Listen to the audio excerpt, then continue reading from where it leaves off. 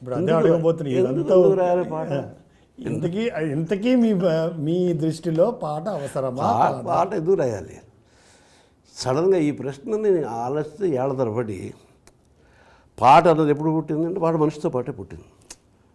So కళలన్నీ మనిషితో పాటే పుట్టాయి. కళలన్నవి జీవన ప్రక్రియలో పరిణామాల్లో ఉత్కృష్టమైనటువంటి మానవ జన్మ. ఆ మానవ జన్మ వికాస దశలో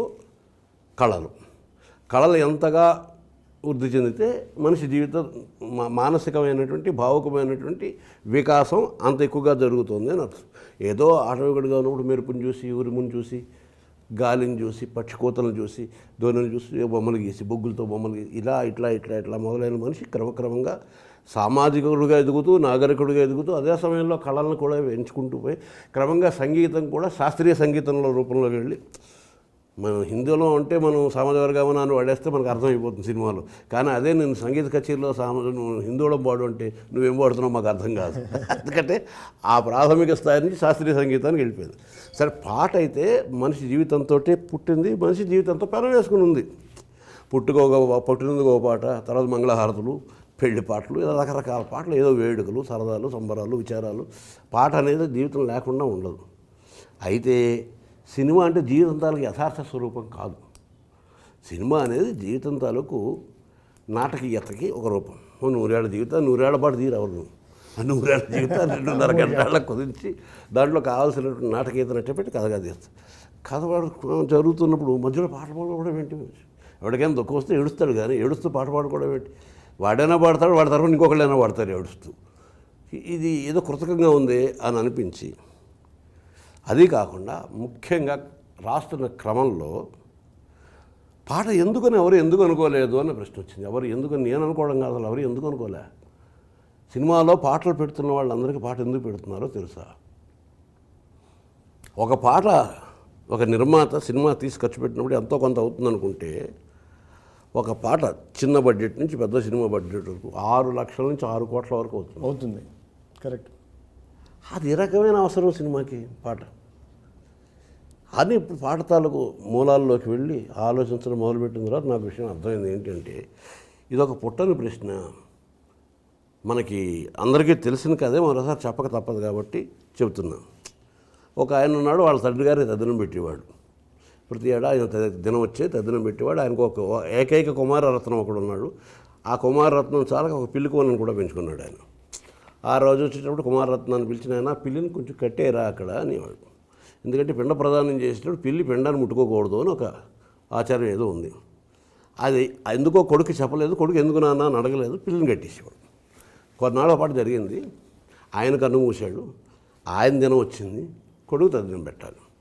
ఆయన పొద్దున్నే లేచి స్నానం అది చేసి వీధిలోకి వెళ్ళి ఇల్లు కొడుతూ, మీ ఇంట్లో పిల్లుందా, మీ ఇంట్లో పిల్లుందా, మీ ఇంట్లో పిల్లుందా అని అడిగి, పిల్లి ఎందుకురా అంటే మా నాన్నకి తద్దినం పెట్టాలి. మీ నాన్న తద్దినం పెట్టడానికి పిల్లిని ఏం చేస్తావరా? పిల్లిని కట్టియాలి కదా. తద్దినానికి పిల్లిని కట్టియాలని రూల్ ఏమిటి? ఎందుకు అని ఏమో మా నాన్న చెప్పలేదు, నేను అడగలేదు. అలాగా సినిమా మొదలై 90 సంవత్సరాలు అయింది. ఇంకా 10 ఏళ్ళు అవ్వాలి పూర్తిగా. ప్రపంచంలోనే సినిమా అనే ప్రక్రియ మొదలైంది. పాట ఎప్పుడో ఎందుకో మొదలైంది. ఏదో మొదలైనప్పుడు ఏదో రీజన్ ఉంటుంది. ఆ రీజన్ ఇది అని వాళ్ళు ఎవరో చెప్పలేదు, ఇది అని వీళ్ళు అడగడం లేదు. ఆ పాట అలా వస్తూ వచ్చింది, ఒక పుట్టని ప్రశ్నగా మిగిలిపోయింది. ఇప్పుడు సినిమా అంటే 4 ఫైట్లతో పాటు 6 పాటలు కూడా ఉండాలనండి. ఎందుకు ఉండాలి? సమాధానం ఎవరి దగ్గర లేదు. ఇద్దరు ప్రేమించుకున్నప్పుడు ఏకాంతంగా కూర్చుని ఎవరు వినకుండా ఉండాలని అనుకుంటారు, కానీ అందరికీ కనిపించేలా ఎగురుకుంటూ పరిగెట్టుకుంటూ కసరత్తులు చేస్తూ పెద్ద పెద్ద కేకలేస్తూ ఎందుకు పాటలు పాడుకుంటారో తెలియదు. సో సినిమాలో పాట ఎందుకు అని అడగకపోవటం ఒకటోది, అదొకటో సమస్య. రెండో సమస్య, పాట అంటే మొట్టమొదటి పాట అంటే మాట అనే విషయం పట్ల ఒక విస్మృతి రావడం. పాట అంటే పాడాలి, ఏమిటి పాడుతున్నారు అని ప్రశ్న వస్తుంది. అది మర్చిపోయారు. ఎవరు పాడుతున్నారు, ఎలా పాడుతున్నారు, ఈ ప్రశ్నలన్నిటికీ సమాధానాలు చెప్పడం మొదలెట్టం, కానీ అసలు ఏమిటి పాడుతున్నారు అన్నది అడగడం మనిషి. అది కూడా పుట్టని ప్రశ్నే. కాబట్టి ఏమిటి పాడుతున్నారో కూడా కాలక్రమంలో అర్థం కాకుండా పోయింది.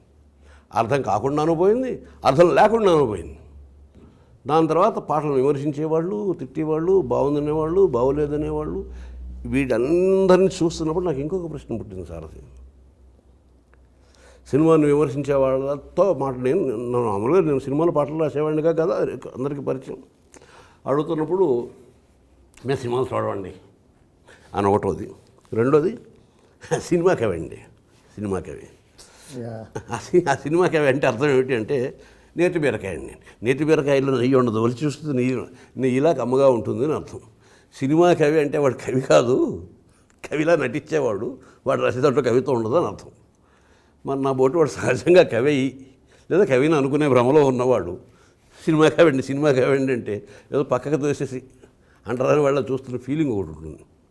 అలా ఎందుకు అనిపించుకోవాల్సి వచ్చింది అంటే సినిమా పాటలో కవిత్వం లేదా, అసలు సినిమా పాటలో కవిత్వం ఉందా లేదా అని ప్రశ్న పుట్టిందా, అసలు సినిమా పాట అంటే మాట అనే విషయం ఎవరికి గుర్తుందా, ఎవరు పాడారు ఎంత బాగా పాడారు, ఎవరికి బాణీ కట్టారు ఎంత బాగా కట్టారు, ఎవరు చిత్రీకరించారు ఎంత బాగా చిత్రీకరించారు, దాని తర్వాత మన హీరో పాట కాదా.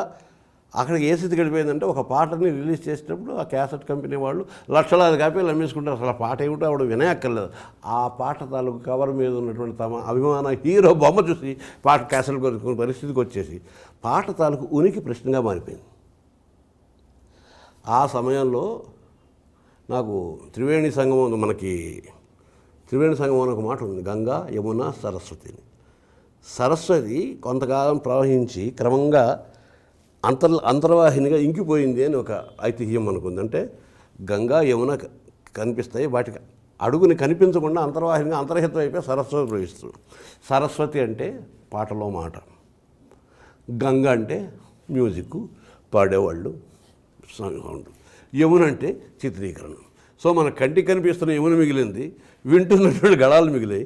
అసలు విషయం ఏమిటంటే అంతర్వాహిని అయిపోయింది, సరస్వతి అయిపోయింది. నేనేమో సరస్వతి ఆరాధకుడిని. ఏదో చెప్పాలి అని తాపత్రయం, ఏదో చెప్పాలి అన్న తాపత్రయం కంట నన్ను ముందుకు నడిపించింది సారథి. నేను అని ఉన్నాను ప్రత్యేకంగా ఒకరిని కూర్చుని లేను. ఆ సీతారామ శాస్త్రి పాటల చేత, సిరివెన్నెల సీతారామ శాస్త్రి పాటల చేత, ఇవన్నిటికంటే ముందర సీతారామ శాస్త్రి కన్నా ముందర మనిషి. ఇందాక మనం అనుకున్నామే 3 పొరల్లో ఉంటుంది. ప్రతి ప్రారంభానికి ఒక నేపథ్యం, ప్రతి నేపథ్యానికి ఇంకొక నేపథ్యం, ప్రతి నేపథ్యానికి ఇంకొక నేపథ్యం. అసలు మన మొట్టమొదటి మూలం ఏంటంటే మనిషి. సో అందరు మనుషులు లాంటి లక్షణాలే నాకు ఉంటాయి, నాకున్న లక్షణాలే మనుషులు అందరికీ ఉంటాయి, కొంచెం డిగ్రీలు వేరియేషన్ తప్ప. సో ఎక్స్ప్రెషన్లో వైరుధ్యం ఉండొచ్చు లేదా వైవిధ్యం ఉండొచ్చు, అభివ్యక్తులు చెప్పే విధానంలో, కానీ విషయం, కదలిక, అనుభూతి అన్నీ దాదాపుగా సగటు కడితే ఒకలాగే ఉంటాయి. అలాంటివి నేను సినిమాలో ఉన్న పాత్రలు రాయవలసి వచ్చినప్పుడు నాటకీయత కంట జీవితంలో దానికి తత్సమానమైనటువంటి సందర్భాల పట్ల దృష్టి సారించి వాటి పట్ల నేను ఎలా స్పందిస్తాను అని భావించి, నేను మనిషిలా ఎలా స్పందిస్తాను అంటే, నేను మనిషిలా స్పందించడం తర్వాత ఇప్పుడు వచ్చే సమాజంలో వచ్చే ప్రాబ్లం ఏంటంటే, ముందర మనిషిలా స్పందించడం అది ఆగిపోయి, తర్వాత వాళ్ళ పేర్లు, వాళ్ళ స్థితులు, వాళ్ళ స్థాయిలు, వీటిని బట్టి స్పందించడం. అంటే నాయకుడు ఒకలా స్పందిస్తాడు, డబ్బున్నవాడు ఒకలా స్పందిస్తాడు, అధికారంలో ఉన్నవాడు ఒకలా స్పందిస్తాడు, బలంగా ఉన్నవాడు ఒకలా స్పందిస్తాడు. అంటే ఏడుపు కూడా వీళ్ళని విభిన్నంగా ఉంటుంది. కానీ మనిషి ఏడుపు అయితే సామాన్యంగా ఒకటి ఉంటుంది, మనిషి ఏడుపు అని ఒకటి ఉంటుంది. ఆ మనిషి ఏడుపు ఇలా రకరకాల ముసులు వేసుకుంటుంది. నేను పాట ఎందుకు అనే విచారం నుంచి నా పాట, నేను రాస్తున్న పాట ఇది మనిషి పలికే మాటలాగా అవ్వాలి అనే ఒక భావాన్ని బలంగా పొదువుకున్నాను. సినిమా చూస్తుంటే 3 గంటల సేపు చూస్తాను చెప్పాను ఇందాక. మన దృష్టి ఎటు ఉండాలి, చూసే సినిమా వైపు ఉండాలి, చెవి చక్కటి పాట వింటూ ఉండాలి.